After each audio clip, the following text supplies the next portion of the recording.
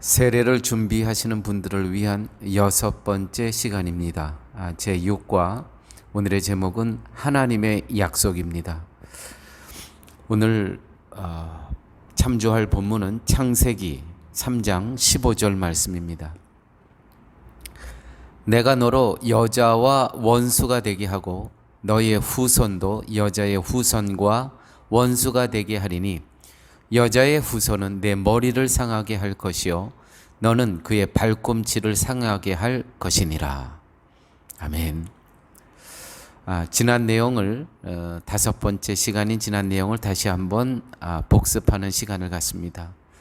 하나님께서는 죄를 범한 인간에게 징벌을 하십니다. 인생에 고통이 있게 하시고 무엇보다 영생하지 못하도록 영생하는 나무를 감추십니다. 이것으로 인간은 영생에서 멀어지게 됩니다.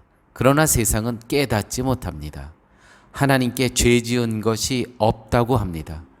하나님이 없이도 잘 살 수 있다고 여깁니다. 이것이 세상의 교만입니다. 이러한 세상에 대해서 하나님께서는 하나님의 징벌 아래 있으면서도 하나님을 두려워하지 않는 이 인간에게 창조하신 세상을 심판하시기로 결정하십니다. 이것이 지난주에 우리가 공부했던 내용이었습니다. 자, 이제 오늘의 내용을 시작합니다. 하나님은 사랑의 하나님이신데 하나님은 세상을 심판하시기로 작정하십니다.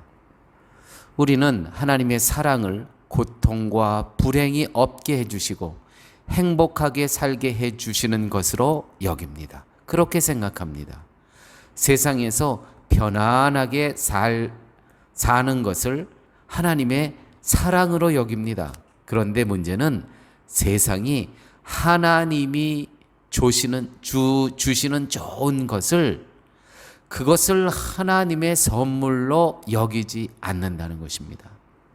하나님께서 우리에게 준비해 놓으신 좋은 선물은 천국입니다. 그런데 그 천국에 아예 관심을 두지 않고 세상 사람들은 살아갑니다. 그것은 인간이 선악과를 먹은 후 오직 자기에게만 관심을 두는 존재로 변했기 때문입니다. 천국은 보지 않고 세상만 보고 살기 때문입니다. 그래서 세상에서 성공하고 남들보다 잘 되기를 원할 뿐 그것을 행복이로 여기고 하나님께서 우리에게 선물로 주신 그 천국에는 아무 관심을 두지 않고 살아갑니다. 그래서 하나님께서는 심판하시기로 결정하신 것입니다. 하나님께서 주신 천국은 죄 없는 영원한 나라입니다. 사람이 아무리 영원히 산다고 해도 죄가 있는 곳이라면 그것은 천국이 아닙니다. 왜 세상에 살인과 전쟁과 분쟁이 끊이지 않습니까? 서로 자신의 유익만을 구하기 때문입니다. 하나님은 이런 죄 있는 세상이 영원히 계속되는 것을 원치 않으셨습니다. 그래서 생명나무를 감추시는 징벌을 내리시기로 결정하신 것입니다. 죄를 범한 인간이 영생을 얻는 것을 금하시기 위함이었습니다. 그리고 죄 있는 세상은 영원한 고통에 있게 하시고 죄 없는 영생의 나라를 만들기로 하십니다. 그리고 그 나라에 하나님의 백성들을 들어가게 하십니다. 그러기 위해서는 우리의 죄가 해결이 되어야 했습니다. 그 일을 위해 예수님을 보내신 것입니다. 죄가 없어야 죄 없는 영원한 나라에 들어갈 수 있기 때문입니다. 이 일을 하나님은 미리 약속하시고 이 약속하심이 결국 우리에게는 하나님의 크신 사랑이 된다는 것입니다. 이 구체적인 이 사랑의 표현을 십자가에서 우리의 모든 죄를 해결해 주심으로 우리에게 하나님의 사랑을 보여주셨습니다. 누구를 통해서? 당신의 독생자 예수 그리스도를 통해서. 창세기 3장 15절 오늘 본문의 말씀입니다. 내가 너로 여자와 원수 되게 하고 너의 후손도 여자의 후손과 원수가 되게 하리니 여자의 후손은 내 머리를 이라는 것은 너 사탄의 머리를 뱀의 머리를 상하게 할 것이요 너 사탄은 그의 발꿈치를 상하게 할 것이니라. 여자의 후손이 뱀의 후손의 머리를 상하게 할 것을 말씀하십니다. 자, 성도님 여러분, 자식은 여자의 후손입니까? 남자의 후손입니까? 자식은 남자의 후손이죠. 그런데 여자의 후손이라고 말씀하시는 것은 오늘 본문은 내가 너로 여자와 원수가 되게 하고 너의 후손도 여자의 후손과 원수가 되게 하리니 여자의 후손은 내 사탄의 머리를 상하게 할 것이요.